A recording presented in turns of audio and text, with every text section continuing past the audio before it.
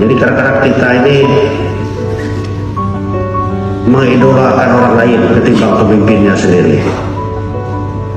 Nggak tahu saya pemikirannya seperti apa ya. Nah, saya pikir pemikiran-pemikiran seperti itu pada saat keprihatinan kita seperti ini harus kita hilangkan. Kita harus memberikan pemikiran yang konstruktif dan holistik, memberikan masukan kepada pemerintah, baik itu kabupaten kota maupun pemerintah provinsi, yang konstruktif, bukan mengkritik, tak mengkritik, nggak ada benar. Kemarin saya pakai motor seragam.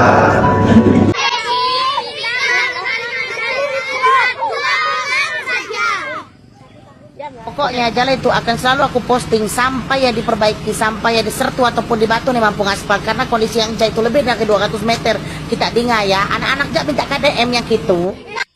Pastinya kita semua sepakat jika anak-anak berucap tuh, apa ucapannya itu kata hatinya. Mereka tuh lurus aja. Kalau berucap itu ya fakta. Karena hatinya itu masih suci, masih bagus, belum banyak dosa. Beda dengan orang dewasa. Mengenai soal emak-emak nih, berbicara apalagi di kampung-kampung, itu kebanyakannya sesuai dengan kata hati. Jadi mengerti itu pasti.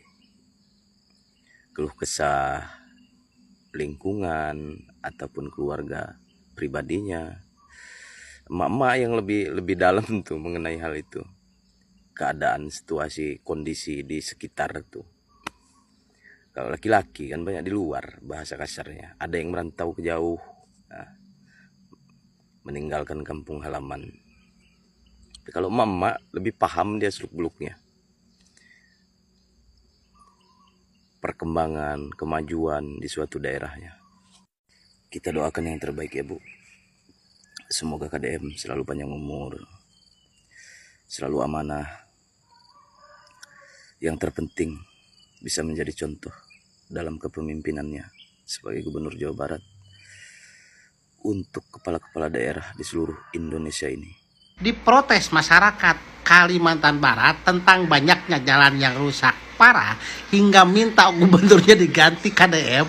Wakil Gubernur Kalimantan Barat malah tantang KDM jika mampu perbaiki jalan dengan APBD Kalbar yang hanya 6 triliun, saya akan cium kaki KDM. Bapak gimana coba kalau misalnya mampu kan yang malu Bapak. Gak usah gitu Pak, kalau menurut saya mah Bapak ini pejabat loh Pak. Jangan kalah sama Deddy Mulyadi. Masa Bapak kalah sama Deddy Mulyadi sih? Bisa, saya yakin Bapak bisa. Saya sebagai warga Jawa Barat yakin kalau Bapak tuh bisa. Yang gak bisa mah mungkin Bapak sekabar semuanya dibenerin. Ya mungkin gak bisa, berat Bapak. Nuntut Pak, nyicil satu-satu. Ruas per ruas, kayak kemarin video saya pernah dibilang kan, dibikin kan, nyicil, tuntut Pak. Kalau kata orang Bandung mah tuntut, kalau kata orang Sunda mah tuntut satu-satu, dicicil, pasti bisa Pak. Jangan pesimis kayak gitu. Apalagi banding-bandingin kinerja Bapak sama KDM, jangan Pak lah, udah jangan, udah kerjain aja Pak satu-satu. Mana yang paling parah, mana yang paling urgent itu kerjain, udah, gak usah banding-bandingin dengan KDM, jangan. Itu mah syarat Bapak mah cuman ya nyindir-nyindir doang. Biar apa? Biar pejabatnya kerja. Mungkin kayak gitu ya. Hai sahabat, tadi saya dapat melihat atau menonton video ya, tanggapan Bapak Wakil Gubernur Kalimantan Barat ya, Bapak Chris Santus ya, Bapak Chris Santus, yang tidak terima salah satu netizen TikTok yang mengatakan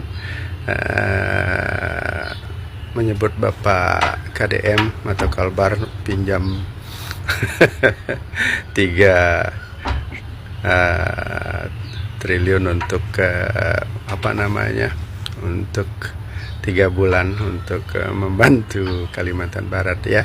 Dan Bapak Chris Santus, Bapak Wakil Gubernur Kalbar ini mengatakan jika KDM jangan membanding-bandingkan antara Kalimantan Barat dengan Jawa Barat, karena perbedaannya begitu signifikan, yaitu soal luas cakupan daerahnya ya, yang mana Kalimantan Barat sangat jauh sekali berbeda dibandingkan dengan Jawa Barat ya.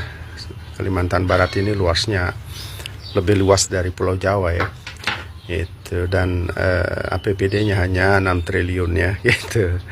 Dan yang menjadi terkesima saya pada postingan Bapak Krisantos itu adalah dia mengatakan jika KDM bisa membangun Kalimantan Barat hanya dengan 6 triliun, saya akan cium lututnya ya, dia bilang seperti itu. Dan menurut saya itu tantangan yang sangat menarik buat KDM ya.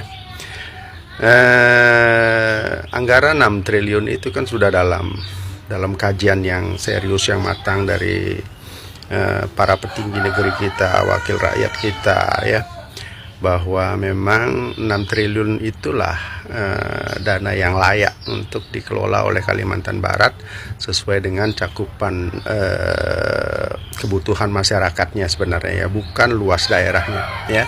Jadi apa yang dibutuhkan masyarakat, keperluan apa yang diperlukan oleh daerah tersebut itu kan tergantung pengajuan dari DPRD dan pemerintah daerah Jawa Barat itu sendiri kepada pusat, sehingga dapatlah hasil 6 triliun tersebut ya.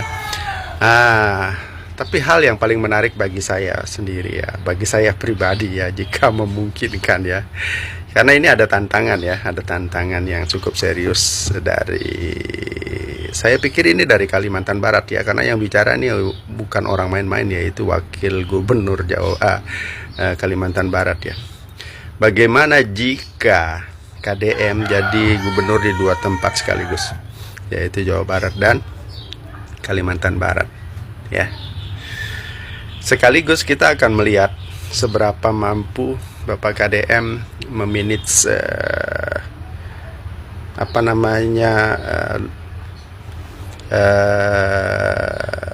daerah ya.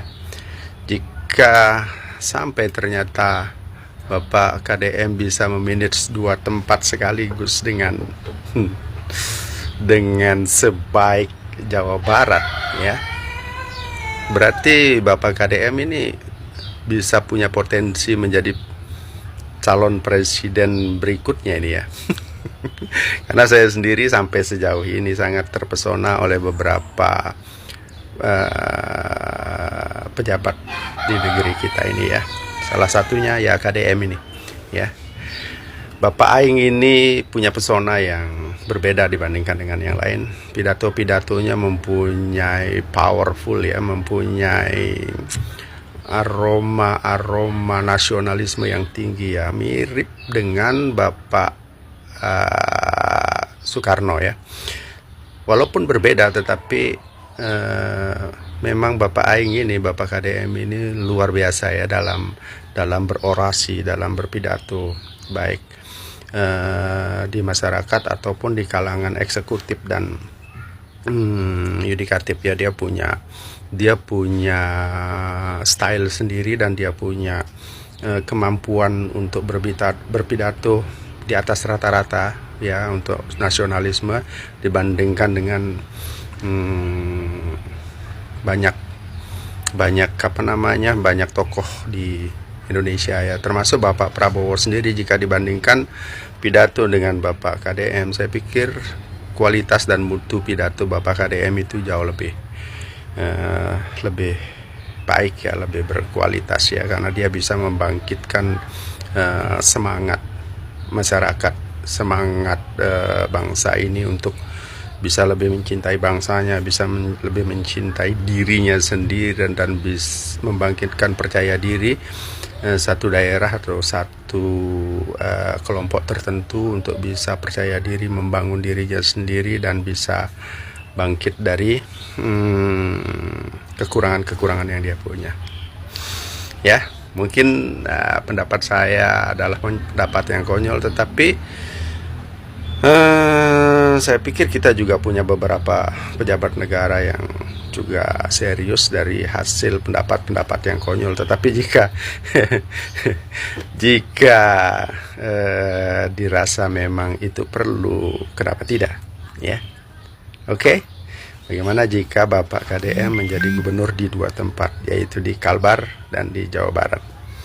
Mungkin beliau bisa membangun di 2 tempat sekaligus. Jika bisa, wow, itu luar biasa sekali. Dan itu bisa menjadi tolak ukur kita untuk bisa memilih beliau menjadi calon berikutnya, menjadi calon RI nomor 1 berikutnya ya. Oke, terima kasih sahabat-sahabat. Ciao.